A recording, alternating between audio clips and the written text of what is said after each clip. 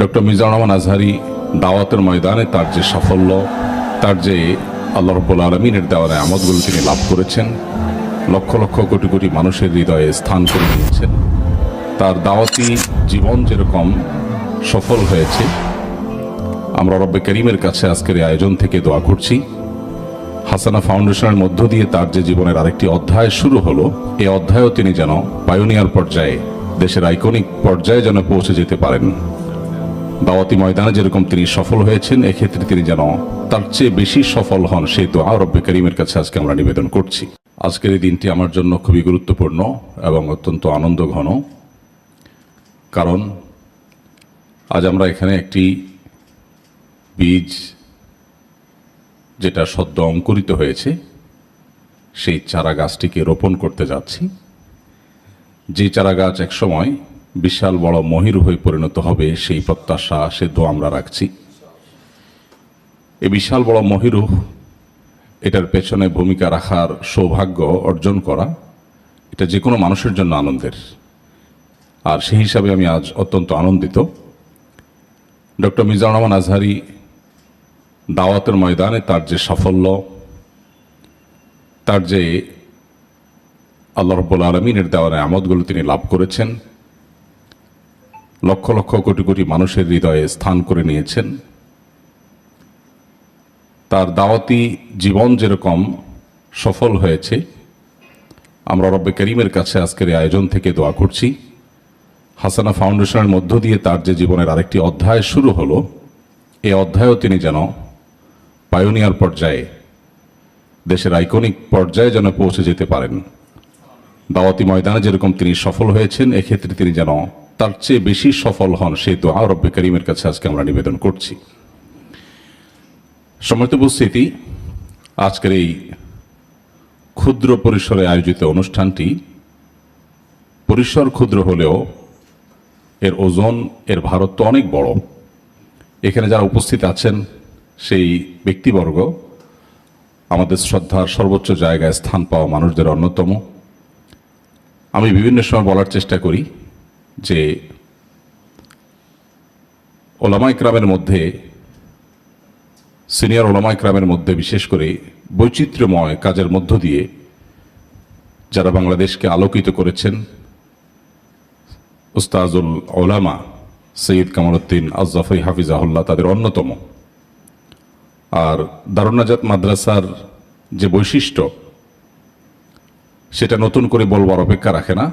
সময়ের সবচেয়ে বড় বিষয়গুলোর অন্যতম যে এত বহুমুখী ফিতনার মধ্যে, যেখানে মাদ্রাসার ছাত্রদেরকেও কোনোভাবে রক্ষা করা যাচ্ছে না, সেখানে কিভাবে একটি প্রতিষ্ঠান তার শিক্ষার্থীদেরকে নিজ গন্তব্যে, নিজ লক্ষ্য পথে ধরে রাখতে পেরেছে, এটা বহু গবেষণার মধ্য দিয়ে হয়তো এটির যে সিক্রেটসগুলো আছে সেগুলো বের হবে এবং সেটি আমাদের অনুকরণের হয়তো অনেক বড় একটা সূত্র হয়ে দাঁড়াবে। তো এই সমস্ত ব্যক্তিত্বদের উপস্থিতিতে আজকের এই আয়োজনটি আমাদের জন্য অত্যন্ত গুরুত্বপূর্ণ। হাসানা ফাউন্ডেশন বাংলাদেশে শিক্ষাক্ষেত্রে যে বিপ্লব ঘটাতে চায়, যে স্বপ্ন নিয়ে এই প্রতিষ্ঠানের যাত্রা, অত্যন্ত ঘনিষ্ঠ বন্ধুবর ডক্টর মিজানুর রহমান আজহারী হাফিজাহুল্লাহ, তার যে স্বপ্ন আছে সেই স্বপ্নগুলো বাস্তবায়ন করা, এটা আমাদের সকলের কর্তব্য।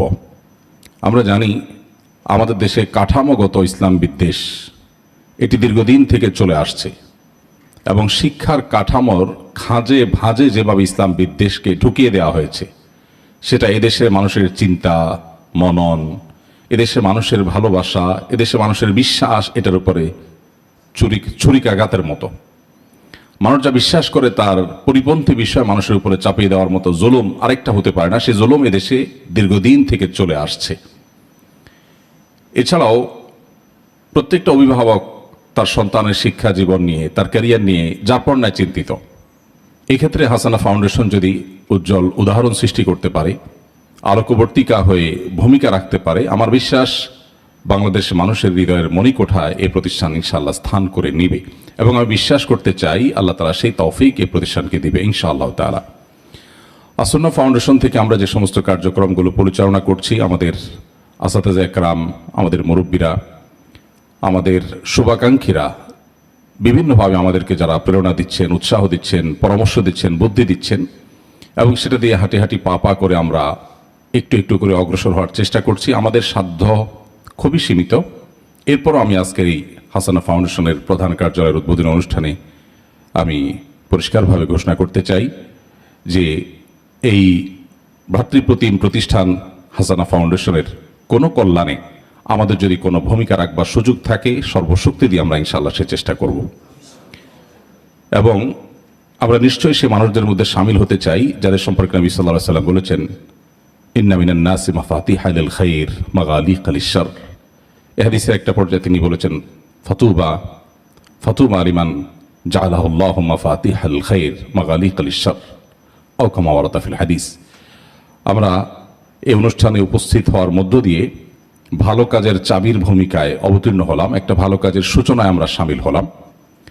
আমরা হাসানা ফাউন্ডেশনের সাথে সংশ্লিষ্ট সমস্ত কর্মকর্তা, সমস্ত কর্মীবৃন্দ যারা কাজ করছেন এখানে, তাদেরকে বলবো এখানে এই কাজটাকে অন্য 10টি জবের মতো না দেখে এটাকে নিজের জীবনের সবচেয়ে বড় সুবর্ণ সুযোগ, নিজেকে মিটিয়ে দেওয়ার মাধ্যমে, নিজেকে উজাড় করে দেওয়ার মাধ্যমে এই দেশ, এই জাতিকে সবচেয়ে বেশি উপকৃত হওয়ার সুযোগ আপনাদের সামনে এসেছে। আপনারা সর্বশক্তি দিয়ে সেই কাজটি করবেন।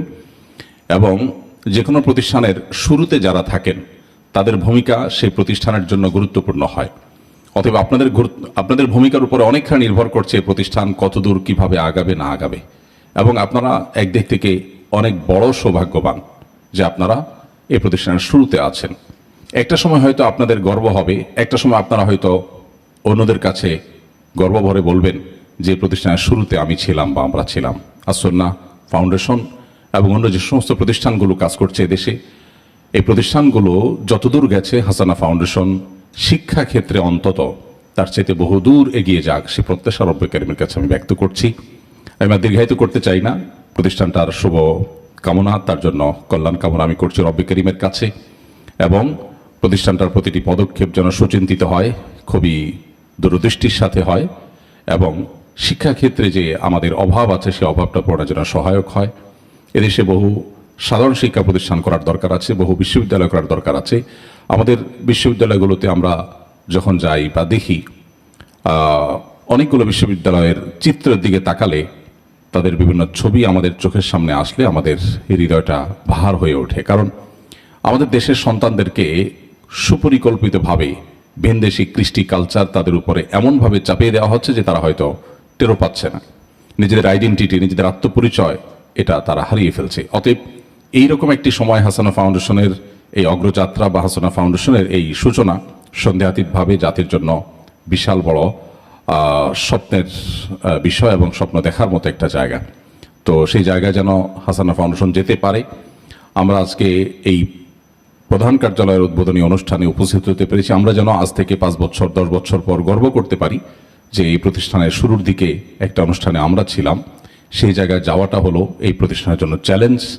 এখলাস এবং ঐকান্তিক প্রচেষ্টা এবং আন্তরিকতা, আল্লাহর কাছে রোনাজার ইত্যাদির মাধ্যমে এই প্রতিষ্ঠান এগিয়ে যাবে সেই প্রত্যাশা আবারও ব্যক্ত করছি। আল্লাহ তাআলা আমাদের সবাইকে আমাদের স্বপ্নের সবটুকুন জায়গা অতিক্রম করার তৌফিক দান করুন এবং এদেশের মাটিতে আল্লাহ তাআলা আল্লাহর দিনকে জিন্দা করার জন্য আমাদের সবাইকে, আল্লাহর দিনকে প্রতিষ্ঠিত করবার জন্য আমাদের সবাইকে আল্লাহ তাআলা ব্যবহার করুন। আমি এই প্রতিষ্ঠানে আমন্ত্রিত হতে পেরে অত্যন্ত আনন্দিত এবং গর্বিত। আমি শুকরিয়া জানাচ্ছি ডক্টর মিজানুর আজহারীর কাছে আমাকে আমন্ত্রণ করবার জন্য। কারণ অন্য 10টা অনুষ্ঠানের চাইতে আবারও বলছি, অনুষ্ঠানটি একেবারেই ব্যতিক্রম। কারণ এটি একটি বিশাল বড় প্রত্যাশিত মহিরুহের স্বপ্ন আমরা দেখছি, সেটির একেবারে গোড়ার কাজে আমরা সামিল হয়েছি। তো জাযাকুমুল্লাহ খাইর। ইনশাআল্লাহ বিদিনিল্লাহ পরবর্তীতে আরও ধাপে ধাপে বিভিন্ন কাজ হবে, সে কাজগুলোতে আমরা কাঁধে কাঁধ মিলিয়ে একে অন্যের সাথে সহযোগিতামূলক পদক্ষেপের মধ্য দিয়ে আমরা এগিয়ে যাব। জাযাকুমুল্লাহ খাইর। আসসালামু আলাইকুম ওয়া রাহমাতুল্লাহি ওয়া বারাকাতুহু।